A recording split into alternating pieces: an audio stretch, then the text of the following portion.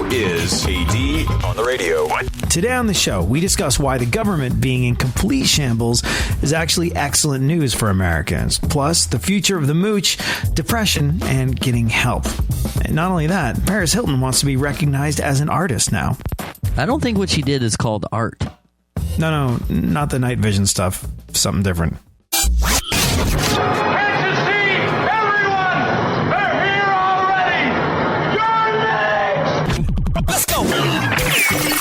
Welcome to the future, where the glass is half full and you'll need new glasses, where you'll be jumping from conclusions. The past is annulled, and a new future is born.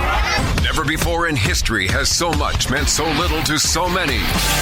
AD on the radio.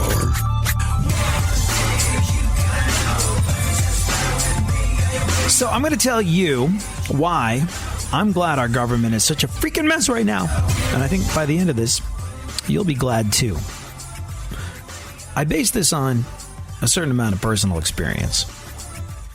See, back in the day, and if you've listened to the show for any length of time, you might have heard this, but back in the day, I was this guy in a band.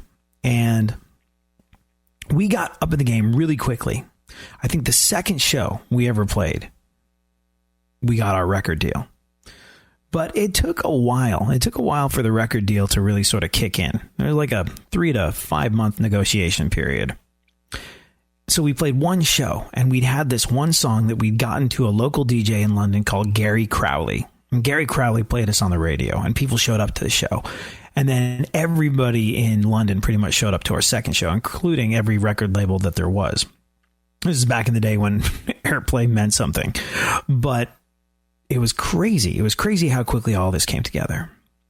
And while we were waiting for our record deal to get done, we just kind of carried on the way we had been. We spent about 6 months writing a set worth of songs. We spent a couple more months rehearsing them. We played a show. It went great. We played another show. We got an offer of a record deal. And then we kind of just continued doing what the hell we were doing. We continued to write songs. We continued to play shows. We had this little booking agent. We went up and down the country.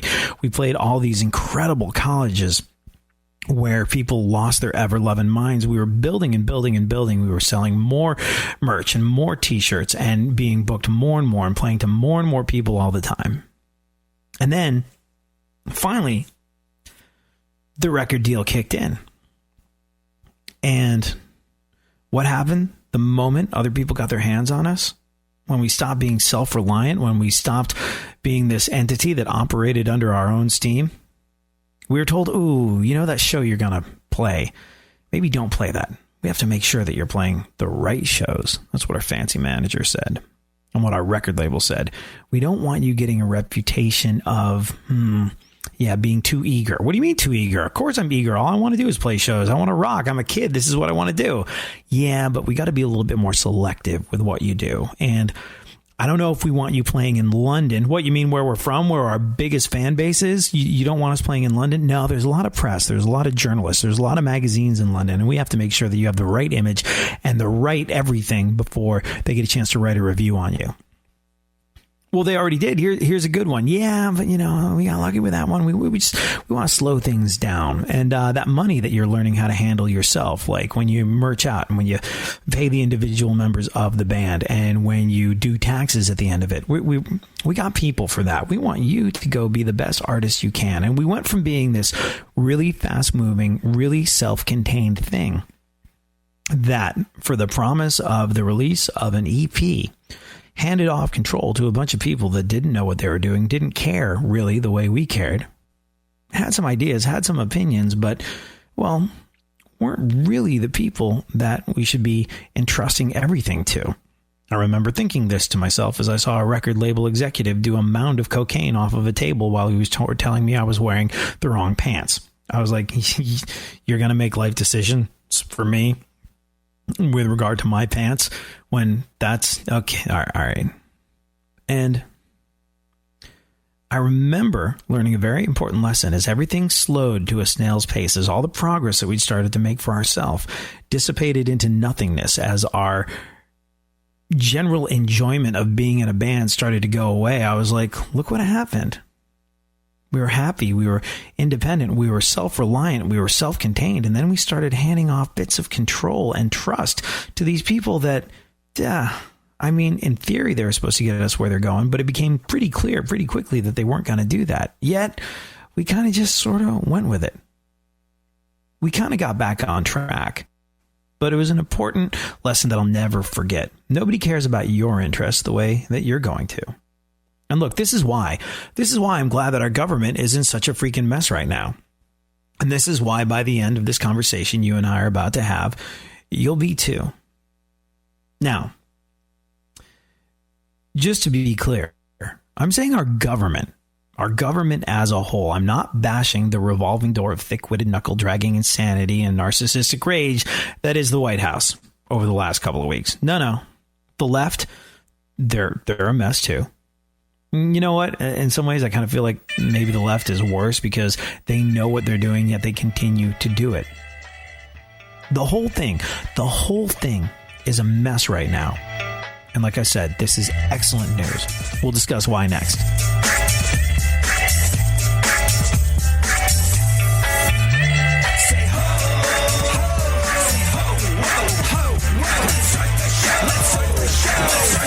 Let's start the show. Real radio. 104.1. Where the left and right come together for fundamental truths. AD on the radio, on Twitter at ADSXE.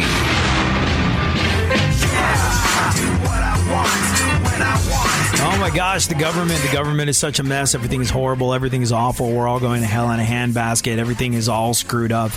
Look at the revolving door of knuckle-dragging insanity that is the White House right now. Oh my gosh, it's all going to end horribly, horribly. I tell you, horribly. This is the general rhetoric that you hear when you step outside your front door in this day and age from people on both sides of the political fence. But I think our government being a mess is excellent news for you and for me and for anybody that listens. Now, like I said, let's be clear. I am saying our government as a whole. I'm not just bashing the White House. The left, they're a mess too. And I think maybe the left is worse right now because they know what they're doing, yet they continue to do it. They're right. The White House, the Trump crew, that's just utter unhinged insanity, and they can't corral it for all that they're trying to do so.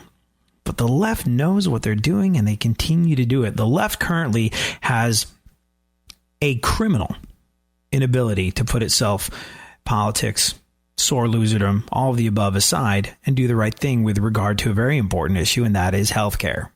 The left, they're snarkily obstructing any kind of real progress. They are the sworn enemy of everything that the right and Trump does, which in general, I get. I mean, it's freaking politics. That's what the whole system is built on. Divide and conquer. And you can't do much conquering if you don't give clear evidence of being divided and say, give me your money and vote for me.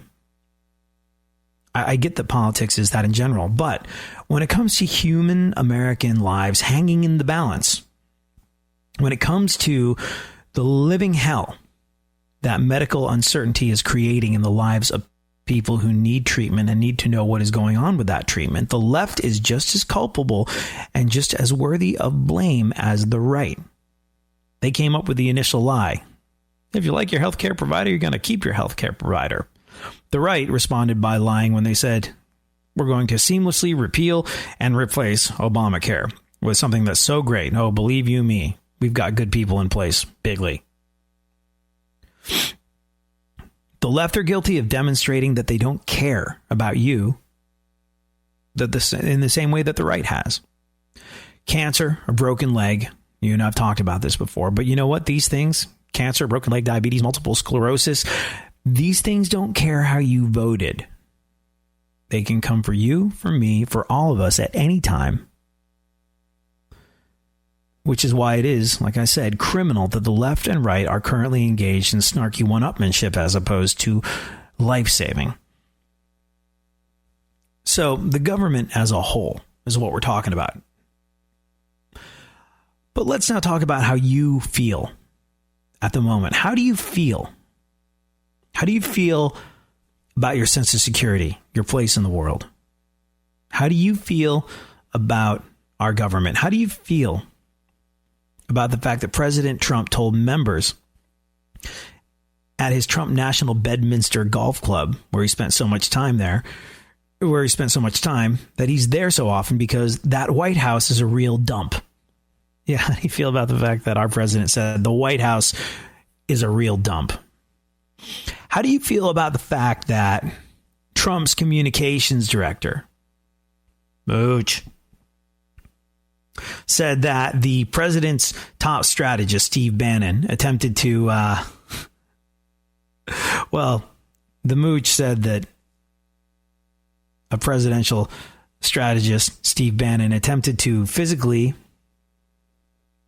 do something to himself, which is, I guess, an impossible act of self-love. Yeah. And then he called the White House chief of staff, Priebus, a paranoid schizophrenic, and accused him of a felony. How do you feel about that? How do you feel about the fact that Trump attacked his own attorney general? How do you feel about the fact that the Boy Scouts of America had to publicly apologize after the president gave an unbelievably partisan and wildly inappropriate speech to children? How do you feel about the fact that Trump caught the Pentagon and our military completely by surprise when he announced on Twitter that transgender people were going to be kicked out of our military? And by the way, just because you tweet it doesn't mean it's true. It's not how it works. It's not a law. Just because you tweet it. How does all that make you feel? How does the churn in Trump's organization, in Trump's White House, make you feel? Who's been there the longest that recently got the axe? Well, that would have been Priebus, former Republican National Committee chair, stayed loyal to Trump for 189 days. Then there was Michael Short, deputy press secretary. He lasted for 187 days.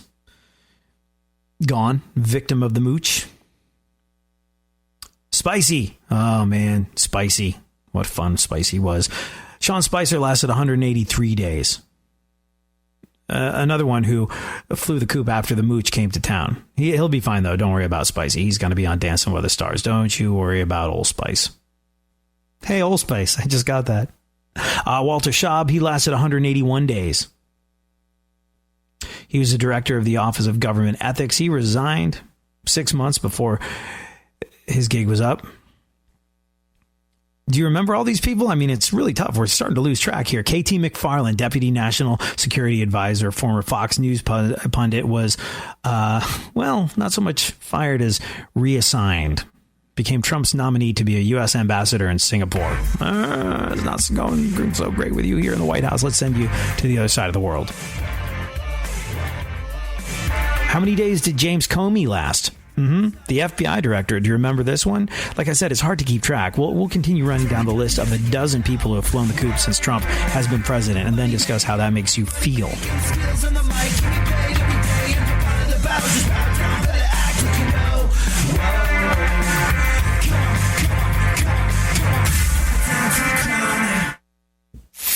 For more stimulation and less irritation, 9 out of 10 doctors choose KPRC AM 950, Houston's more stimulating talk radio.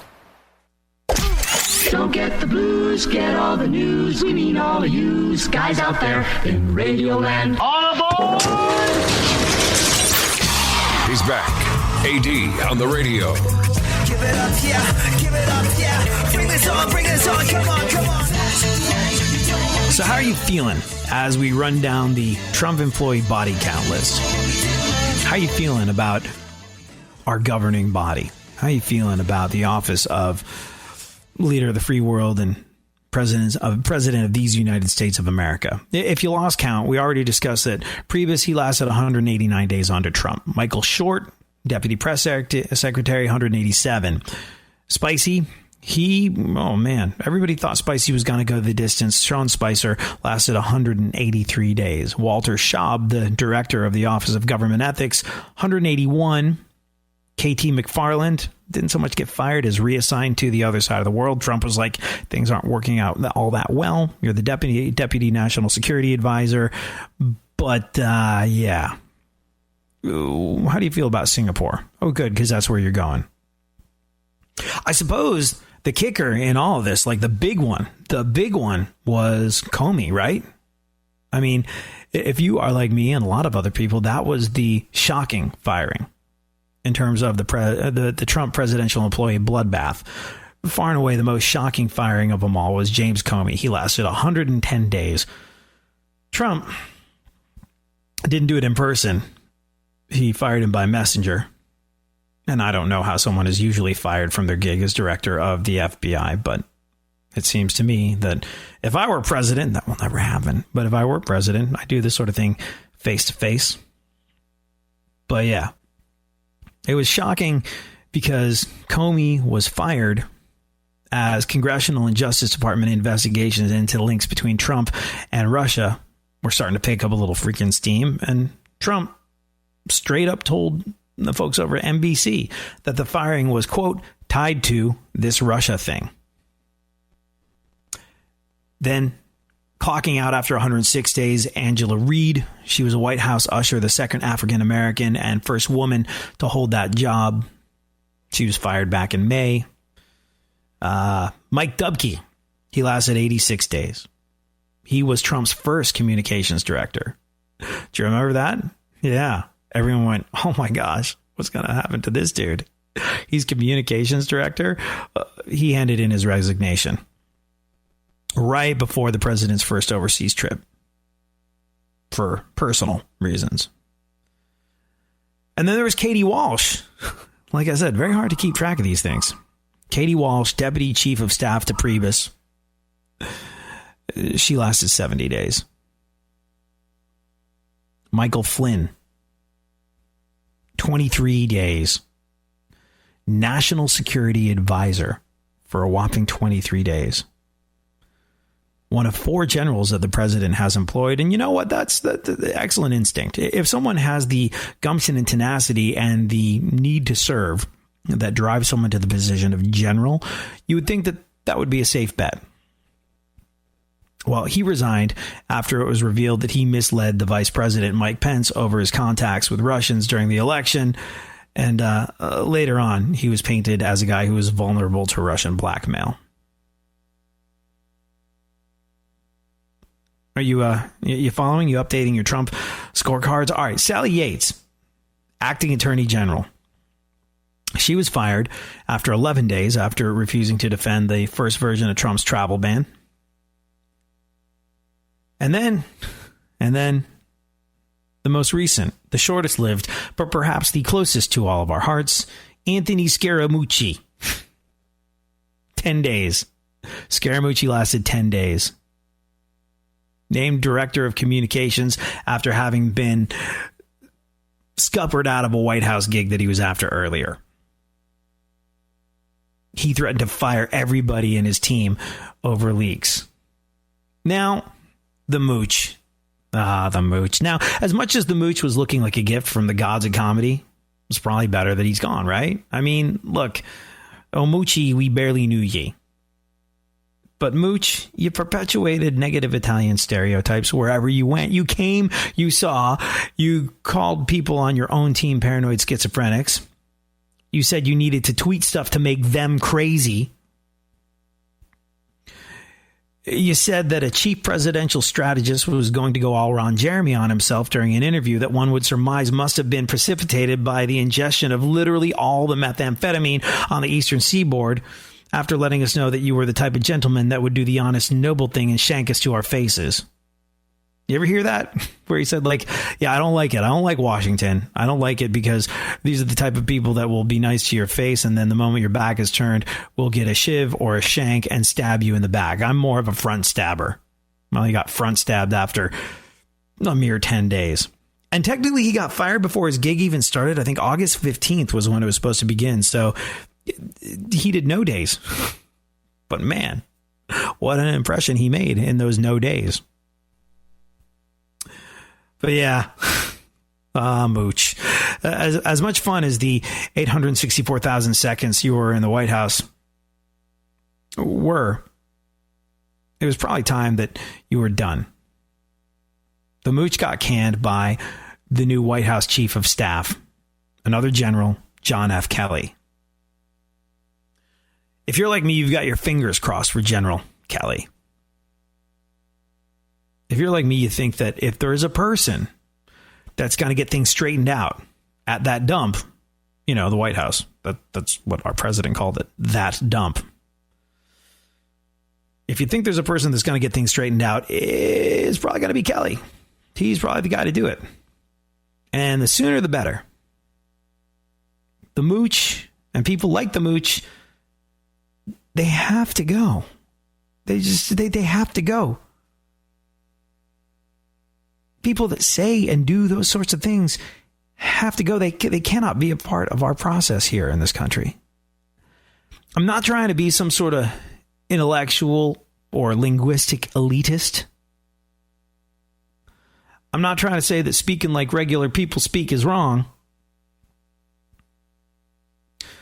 But what I am saying is that Scaramucci and people like him that speak in that way are very hard to take seriously. They're very hard to respect. And therefore, they don't inspire the greatest amount of confidence. What they do is they make us a laughingstock on the world stage. They take every last piece of confidence that we might have had in our elected officials in the process of governing these United States of America, and they flush it straight down the toilet for so many of us. Now, I don't know how much you've been paying attention when I talk about Trump, but I'm not a Trump basher. Every time anything good happens as a result of Donald Trump's actions, I will be waving the flag and hoping that he does, in fact, manage to make America great again.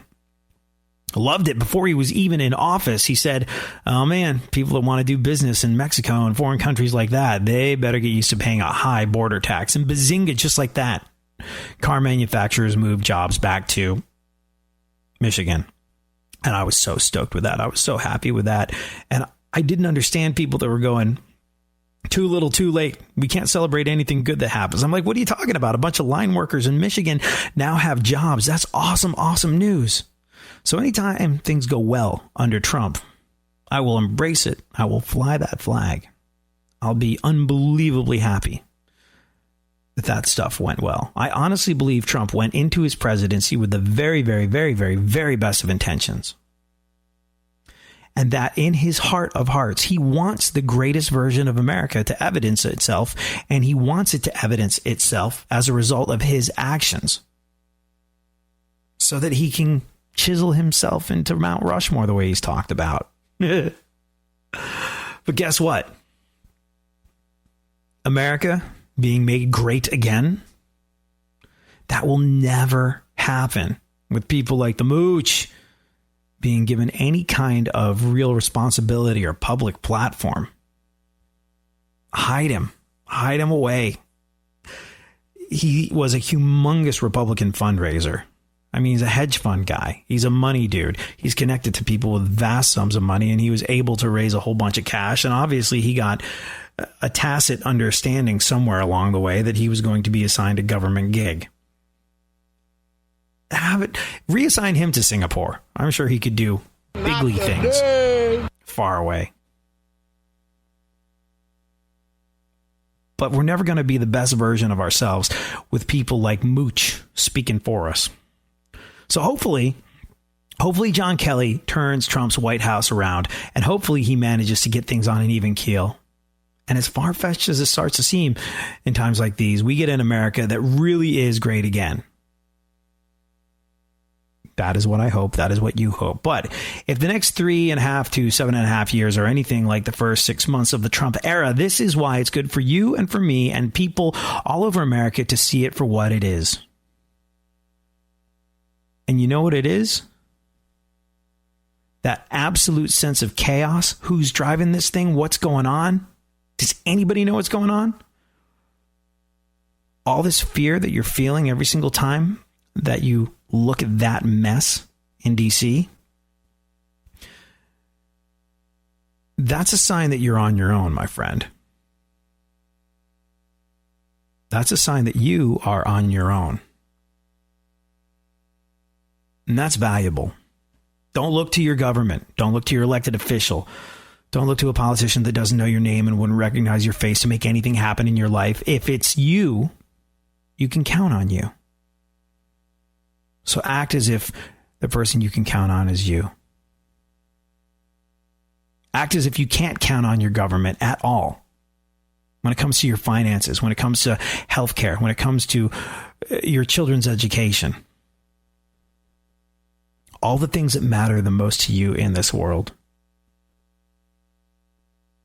are now officially and clearly your responsibility.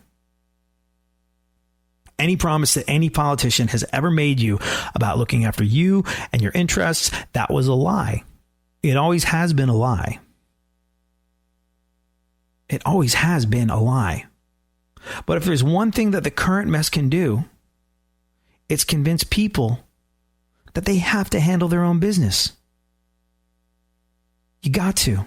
It starts and it ends with you and me. And that's scary. But it's an even scarier place that you're going to go if you don't recognize that. And you know what? Let me just be all Mr. Brightside over here. Let me be super optimistic boy. Maybe Donald Trump does, in fact, #MAGA. Maybe Donald Trump does succeed in all the ways that the people who voted for him are hoping he succeeds. Maybe he makes America great again. I'd be so happy. That's great, wonderful, awesome news when that happens. If that happens, I'm willing that to happen. But until that does happen, until then, you know what we all have to do? We all have to realize that, like I said, we're on our own. And think how great it will be if you've figured it out. Think how great it will be in a year, 2 years, 6 months, whatever it takes. If you've figured it out, you're no longer looking toward an elected official for any kind of answer or guidance, but you're out cruising, living your life, having things handled. Imagine that. And imagine that 6 months to a year to 3 to 4 years later, all of a sudden, whoa, what just happened? Trump or Pence or some other politician comes through for you. And all the things that you were hoping for out of a presidency magically arrive on your doorstep. You're already cruising. You've already got things handled. And all that's going to be gravy. But until then, you, my friend, would do well to set your sights, to set your goals, to go for them, and get there under your own steam. And that is how you're going to make your America great again. We aim above the mark to hit the mark. Emerson.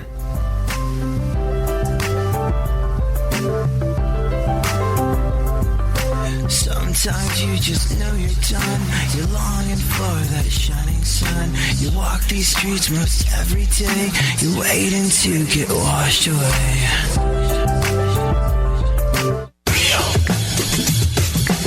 Radio. 104.1.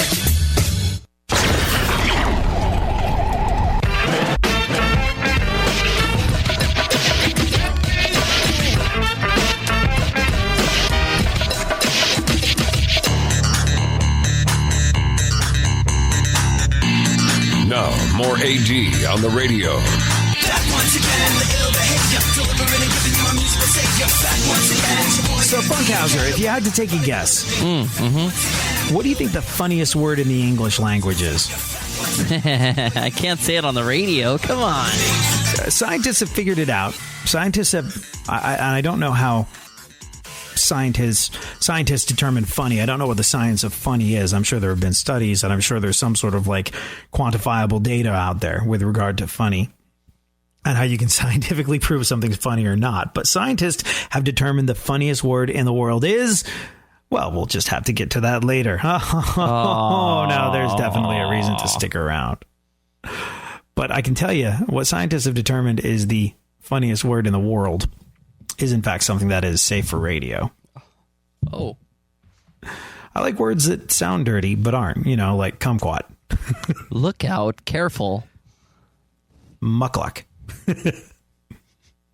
I love it when things sound dirty but aren't. That's the fun part. We'll get into what scientists have determined is the funniest word in the world a little later on in the show. Right now, though, Funkhauser, let's do some news. Anthony Scaramucci is out as White House communications director after just 10 days on the job. Yeah, or to put it in terms he understands, his career sleeps with the fishes. It's like although apparently not. Like, he was a massive Republican fundraiser. Money talks in the world of politics, so I'm sure he was offered a gig. He was like, all right, you raise us some money, you will have some sort of job because you've already got all the money in the world. He's like a millionaire many, many times over. He's a hedge fund guy. And he wanted sort of like the legitimacy of a government gig. He wanted to be that kind of rock star. And he gave up his wife and kid over it, though. Yeah. That's crazy. It just, shows how important being in the White House was to him. Like, I think it was a big, big deal. He kept equating. And you know what? Look, a lot of people will tell you that there's all sorts of speculation as to why Anthony Scaramucci is no longer the White House communications director. And I think that many people say it was that interview with the New Yorker. My favorite tweet. I don't really know who did it. Like, who hasn't done a pound and a half of blow and decided to call a magazine or something like that? Where he just spoke in a manner that, is just wildly not okay. Wildly not okay for any kind of person in his position to be speaking in. I mean, so a lot of people think, okay, it was that interview. That was the thing that got him canned. And then a lot of people are saying it's Kelly, because Anthony Scaramucci seemed to have this thing where he equated the president with himself. He was like, myself and the president think. Like, he was always sort of mentioning himself and the president in the same sentence.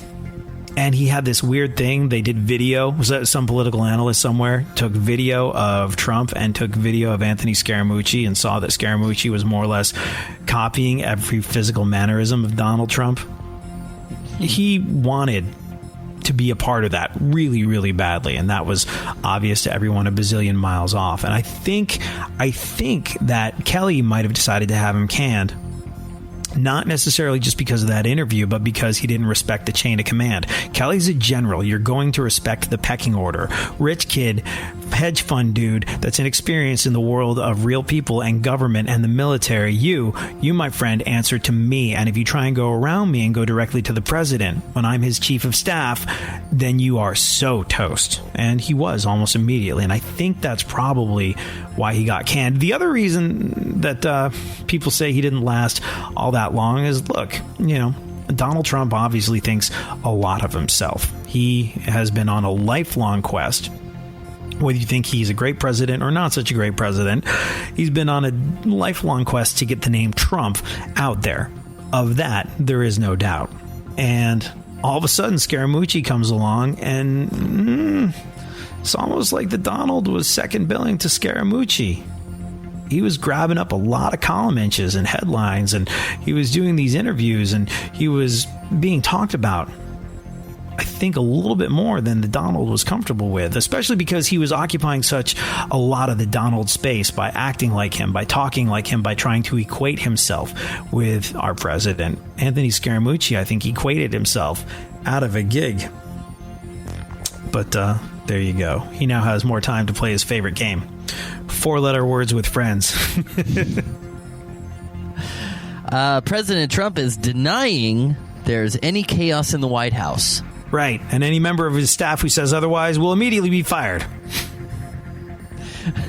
A Swedish man died during penis enlargement surgery. Oh. It's pretty sad. That's very sad. Should have just gotten the Ferrari and been done with it. That's terrible. I wonder. Hold on. Let's. Where's Google. That story? Yeah. Yeah, I saw that story. I saw that story trend earlier too, and I went, should I investigate? Yeah, it depends. Are you on company Wi-Fi or no when you Google this story? You better not be. Is having a slightly larger junk worth risking your life? There's a report in the Journal of Forensic Scientists right now about a 30-year-old guy in Sweden who died during an enlargement procedure earlier this year. So this happened a little while back. He was totally healthy, but he went into cardiac arrest. And that's the first case ever of a man dying during that specific enlargement surgery. Approximately 8,400 men around the world have done it every single year. I mean, that could have been the case with any kind of surgery. Like, that sounds like a fluke happenstance. Mm-hmm. But, I don't know. That's, why I would never want to engage in that particular... You'd engage. Mm-hmm. I wouldn't, because, I've learned to accept the hand, but not hand that I've been dealt, if you know what I mean, and I think you do. And any idea that I might have had about going under the knife to be more than, which I never really thought of, but I do know a person that knew a person that had it done. Like, a friend of mine's husband used to be a Chippendale dancer, and a buddy of his, like another Chippendale dancer, decided to go into adult entertainment. So he had the surgery done. And you know what the surgery's done? Just the name alone will put you off doing this ever. You know what it's called, Funkhauser? Oh, no. The snip and drop. Oh, no, God. thank you. I guess if you work for Chippendales, you might get a bigger tip.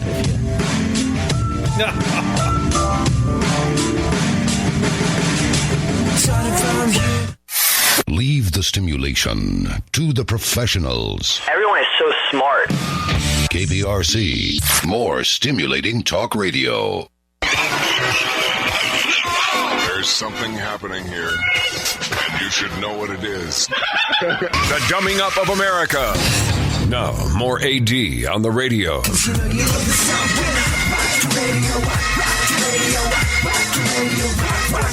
So what, in fact, is the funniest word in the English language, I hear you ask? Well, scientists have figured this out. They have scientifically determined the funniest word, and we'll discuss what that is. Is it poop? After we... no, it's not poop. It's not poop? Although that is a funny word. I'm laughing already. I wish it was poop. It's not. Maybe it better be better than poop.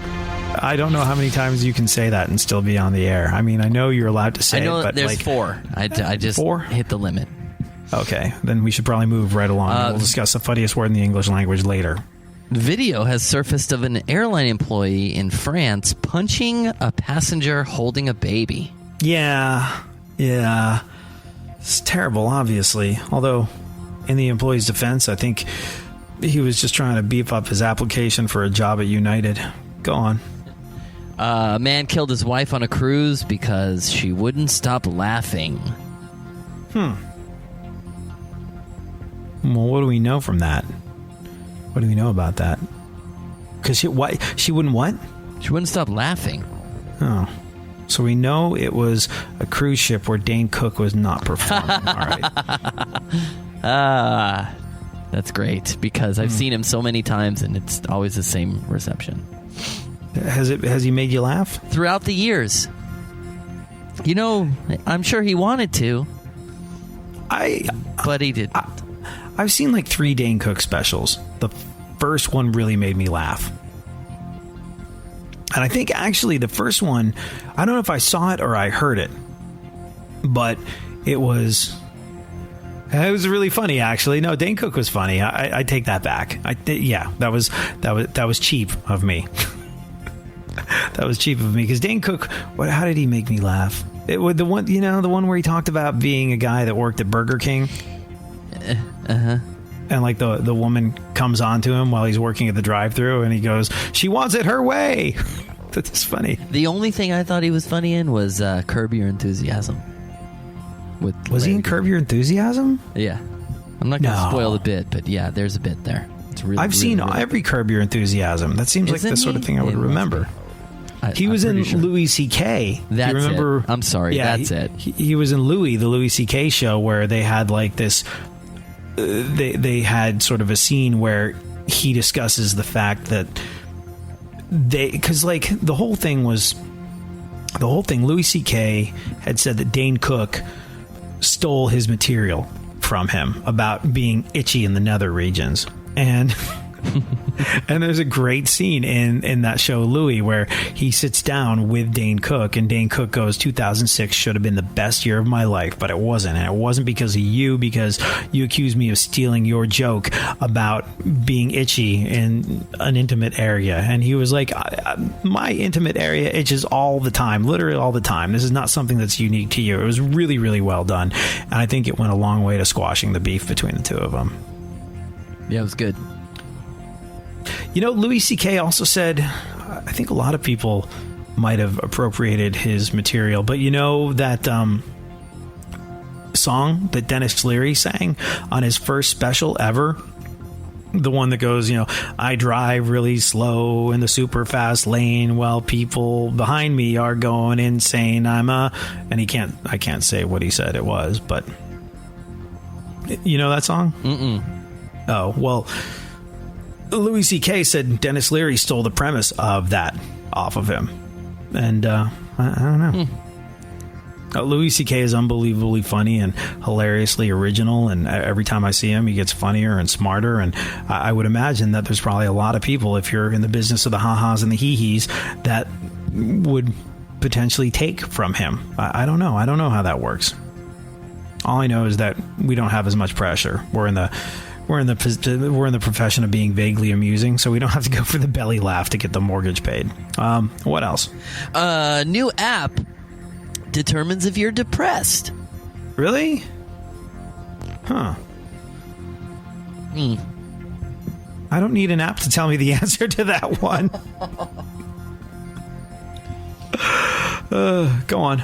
A new study found that 12% of 18 to 24 Actually, year olds. you know what? Hold on one second. I want to go back. Go back to the and depressed sort of app. To what I said. Yeah, you know what? I do want to go back to the depressed app. I wonder what the app is called and stuff. I don't know, but here's the thing. And like, I'm not saying this is a good idea or this is a bad idea, but I do remember once asking my shrink when I was undoubtedly depressed. I was like, hey, am I depressed? Is this what clinical, scientifically defined depression is? Like, I mean, as opposed to being like, I'm so depressed, the Mets lost. Like, what I'm going through now, this thing where it takes me 4 hours a day to get out of bed, like, that's depression, isn't it? And he was like, yes, that's what that is.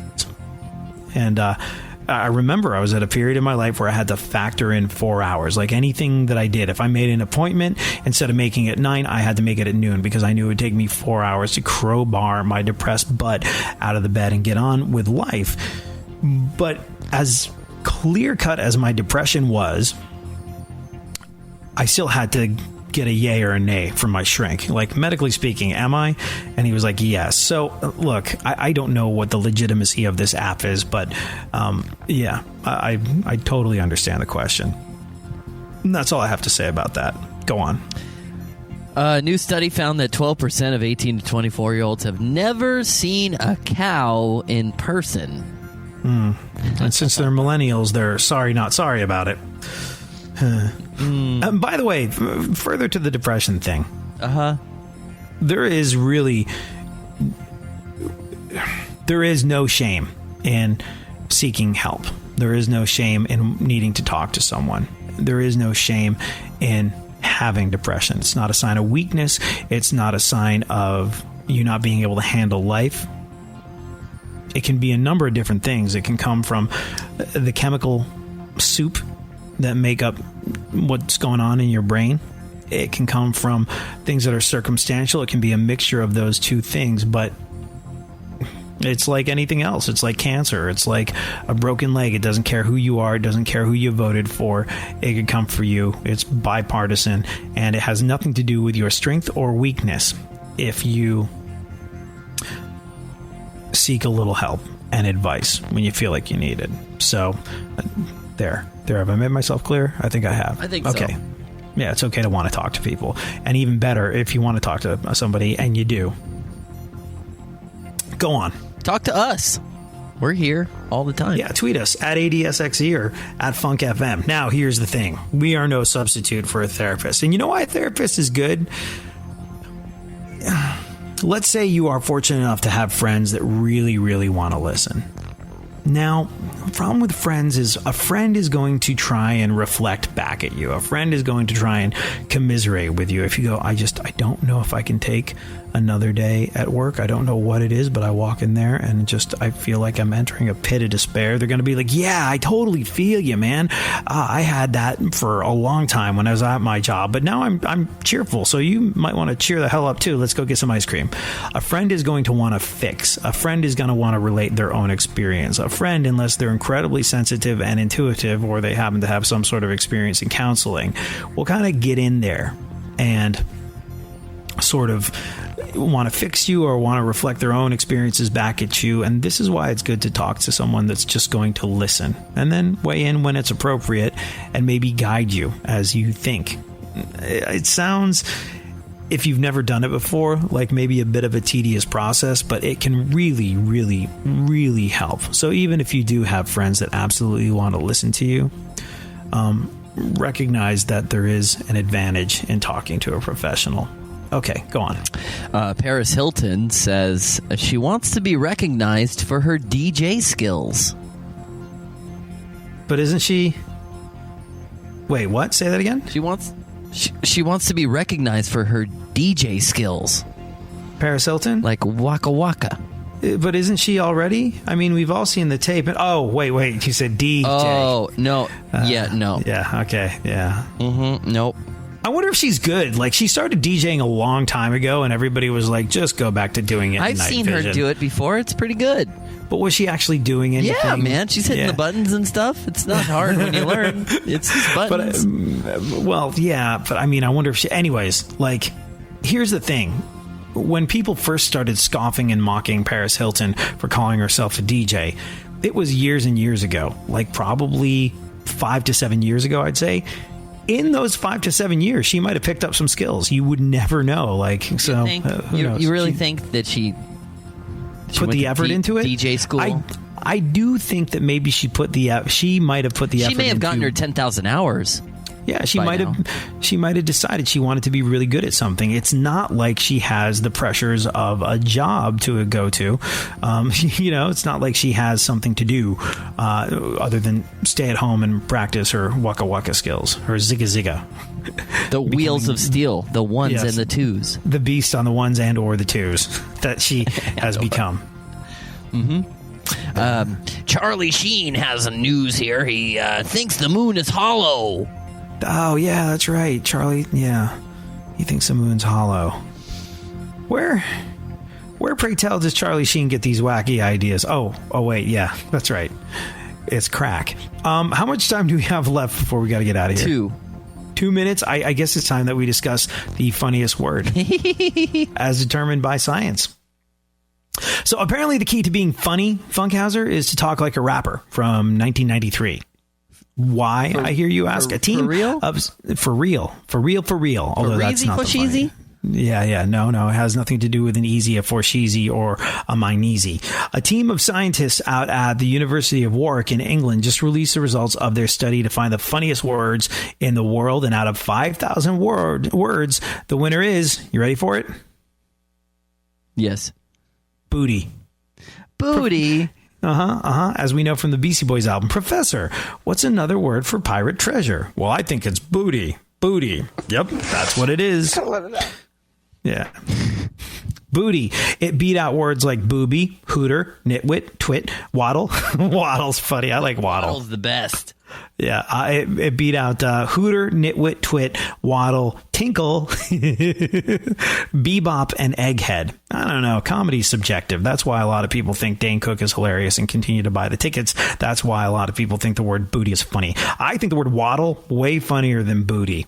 I think tinkle's funnier than booty. Booby. See, that makes me laugh. Booty, when I said it, didn't. Do you think booty's funny? All right. Sorry.